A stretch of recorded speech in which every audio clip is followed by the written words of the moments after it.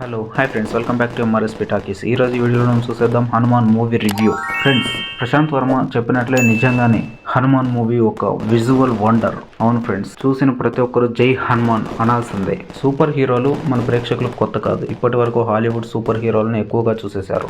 Indian silver screen మీద super hero అంటే హిందీలో హీరో హృతిక్ రోషన్, క్రిష్ గుర్తుకు వస్తాయి. అయితే దర్శకుడు ప్రశాంత్ వర్మ హిందూ పురాణాల స్ఫూర్తితో హనుమాన్ తీశారు. ఒరిజినల్ సూపర్ హీరో హనుమంతుడిని స్క్రీన్ మీదకు తీసుకువచ్చారు. తేజ సజ్జా హీరోగా నటించిన ఈ సినిమా సూపర్గా ఉంది ఫ్రెండ్స్. హనుమంతు అదేనండి మన తేజ సజ్జా, అంజనాద్రి గ్రామం. అతను ఓ దొంగ. చిన్నప్పటి నుంచి మీనాక్షి అంటే ప్రేమ. ఆమె డాక్టర్. వేసవి సెలవులకు తాతయ్య ఊరు అంజనాద్రి వస్తూ ఉంటుంది. అక్కడ ప్రజలకు వైద్యం చేస్తుంటుంది. ఊరి ప్రజల నుంచి పన్నులు వసూలు చేయడం తప్ప పాలిగాళ్ళు అభివృద్ధిని పట్టించుకోరు. అతన్ని ఎదిరించడంతో మీనాక్షికి ప్రమాదం ఎదురవుతుంది. దాని నుంచి ఆమెను కాపాడే క్రమంలో హనుమంతుకి గాయాలవుతాయి.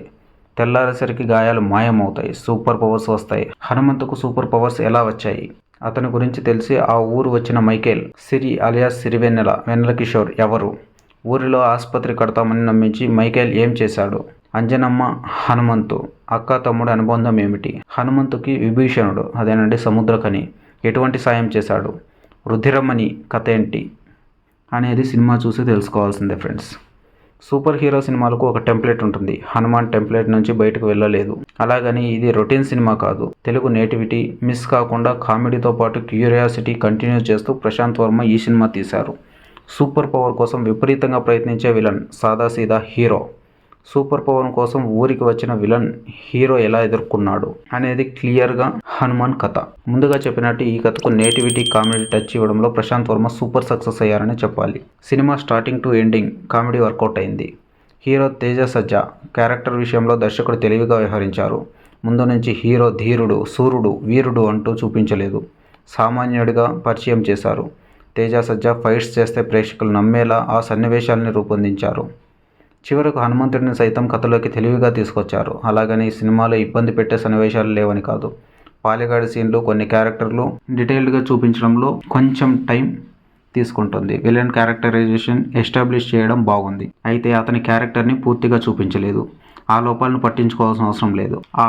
కల్కి జాంబీ రెడ్డి తీసిన 3 సినిమాలు అయినప్పటికీ ప్రశాంత్ వర్మ హ్యాట్రిక్ హిట్స్ అందుకున్నారు. టెక్నికల్గా మంచి ఫిలిమ్స్ని ఇచ్చారు. హనుమాన్ కూడా టెక్నికల్గా బాగుంది. ప్రశాంత్ వర్మకు ఇచ్చిన బడ్జెట్ ప్రతి సన్నివేశంలోనూ కనిపించింది. విఎఫ్ఎక్స్ బాగా చేశారు. సాంగ్స్ అలాగే బ్యాక్గ్రౌండ్ స్కోర్ విషయానికి వస్తే ముగ్గురు సంగీత దర్శకులు ఎక్స్ట్రాడినరీ అవుట్పుట్ ఇచ్చారు. క్లైమాక్స్ 15 నిమిషాలకు బ్యాక్గ్రౌండ్ మ్యూజిక్ అదరగొట్టారు. హనుమంత్ పాత్రలో తేజ సజ్జా ఒదిగిపోయారు. కామెడీ, ఫైట్స్, ఎమోషన్ ప్రతిదీ పర్ఫెక్ట్గా చేశారు. క్యారెక్టర్ పరిధి దాటకుండా హీరోయిజం చూపించారు. అమృత అయ్యర్ అందంగా కనిపించారు. నటిగాను మెరిచారు. వరలక్ష్మి, శరత్ కుమార్ ఫైట్స్ వచ్చినప్పుడు ప్రేక్షకులు విజిల్స్ వేయడం గ్యారంటీ.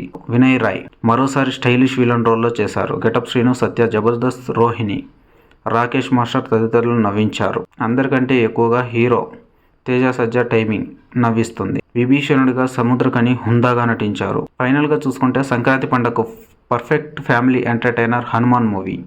సూపర్ హీరో సినిమాలు అంటే పిల్లలు ఎక్కువ ఇంట్రెస్ట్ చూపిస్తారు. వాళ్ళని ఎంటర్టైన్ చేసే అంశాలు ఎక్కువగా పుష్కలంగా ఉన్నాయి ఈ సినిమాలో.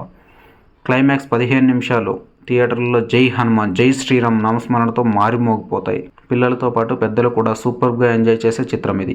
ఇక హనుమంతుడి ఎపిసోడ్కి అయితే గూస్ బంప్స్ గ్యారంటీ ఫ్రెండ్స్. ఇలాంటి movie reviews and latest updates కోసం దయచేసి మన ఛానల్ని సబ్స్క్రైబ్ చేసుకోండి. అలాగే వీడియో నచ్చినట్లయితే లైక్ చేయండి. అలానే మీ ఫ్రెండ్స్తో షేర్ చేయండి. Thank you for watching. By.